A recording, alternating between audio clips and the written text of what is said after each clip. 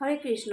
অনন্ত কোটি বৈষ্ণবীর চরণে দণ্ডবত প্রণাম জানিয়ে আজকে আমি একটা ছোট্ট ব্লগ তোমাদের সঙ্গে শেয়ার করব। তো আজ সকালবেলা থেকে ব্লগটা শুরু করছি। এখন খুব সকালও নয়, এখন 9টা বাজে।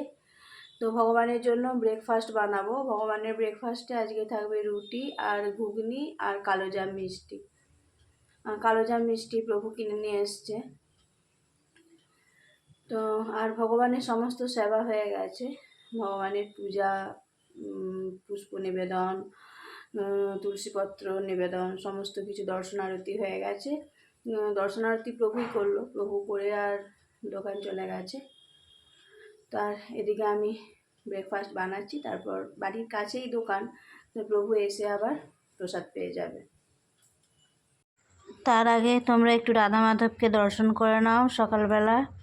তো দর্শন আরতি, ভগবানকে পুষ্প নিবেদন সব হয়ে গেছে, প্রভুই করেছে। আর এই যে আরতি করেছে, আরতির থালা বাসনগুলো ভগবানের ঘরেই রয়ে গেছে, তো সেগুলো আমি নিয়ে গিয়ে বেসিনে রেখে দিলাম, সেগুলো ধুয়ে নেবো। আর এই যে সকালের ব্রেকফাস্টে ঘুগনি বানাবো, তো ঘুগনির কলাইটা আমি সিটি দিয়ে নিয়েছি। আর এখানে আলুটা, আদা বাটা, হলুদ গুঁড়ো, জিরে গুঁড়ো দিয়ে মশলা দিয়ে ভালোভাবে কষিয়ে নিয়ে তারপর আমি মটর কলাইগুলো দিয়ে দিলাম। তো মটর কলাই দিয়ে আর একবার নাড়াচাড়া করে নিয়ে তারপর আমি পরিমাণ মতো জল দিয়ে ওটা ঢাকা চাপা দিয়ে দেবো। তারপর আবার আর একটা গ্যাসে রুটিগুলো করে নেব।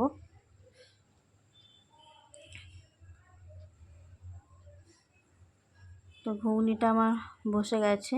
ঘুগনিটা আমি অন্য ওই দিকের গ্যাসটাই বসিয়ে দেবো। আর এদিকে আটা মেখে নিচ্ছি।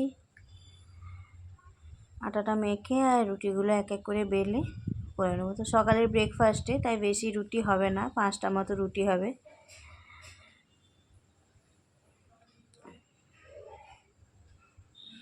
আটাটা আমার মাখা হয়ে গেছে, এবার রুটিগুলো বেলে আর করে নেবো।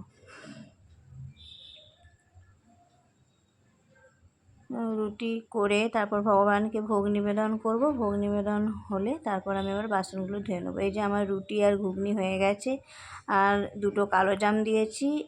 এবার ভগবানের কাছে নিয়ে গিয়ে তুলসীপত্র দিয়ে ভগবানকে ভোগ নিবেদন করব। তো ওদিকে ভগবানকে ভোগ নিবেদন করে দিয়েছি। তারপর আমি আবার এখানে বেসিনে সমস্ত বাসনগুলো ধুয়ে নিচ্ছি।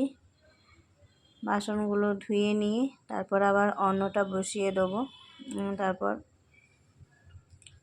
আবার অন্ন আর ডাল বসিয়ে দেবো। তারপর আবার দুপুরের ভোগ রান্না হবে।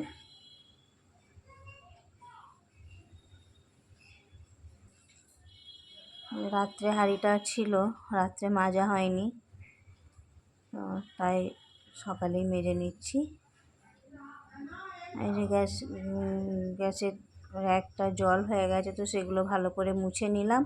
মুছে নিয়ে আরতির বাসনগুলো সব ধুয়ে নিয়েছি। আর চারিদিকে এই যে আটার গুঁড়ো পড়েছিল, সেগুলো ভালোভাবে পরিষ্কার করে নিলাম। আর ছেলে এই যে স্কুল থেকে চলে এসেছে, এসে প্রসাদ পাচ্ছে। আর এখন ওদের মর্নিং স্কুল হচ্ছে, তো সকালবেলা স্কুলে গিয়েছিল, এসে আর প্রসাদ পাচ্ছে। এদিকে আমি আবার গ্যাসের কাজটা বাগিয়ে নিয়ে তারপর আমি এই যে অন্নটা বসিয়ে দিচ্ছি।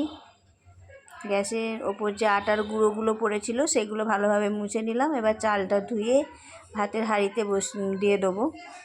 আর এই যে দুধ দিয়ে গেল, তো আস্তের করে দুধ নেওয়া হয়, তো সেই দুধটা দিয়ে গেল এইমাত্র। তারপর আমি এই যে ভাতে চালটা দিয়ে দেবো হাঁড়ির মধ্যে। তারপর আমি আবার এদিকে ডালটা বসিয়ে দেবো। তো আজ আম ডাল করব, তো তার জন্য মুগের ডালটা সিটি দিয়ে নিচ্ছি। তো এদিকে অন্নটা ডালটা হতে থাক, আর আমি ততক্ষণ সবজিগুলো আমান্য করে আবার দুপুরে রান্না বসাবো।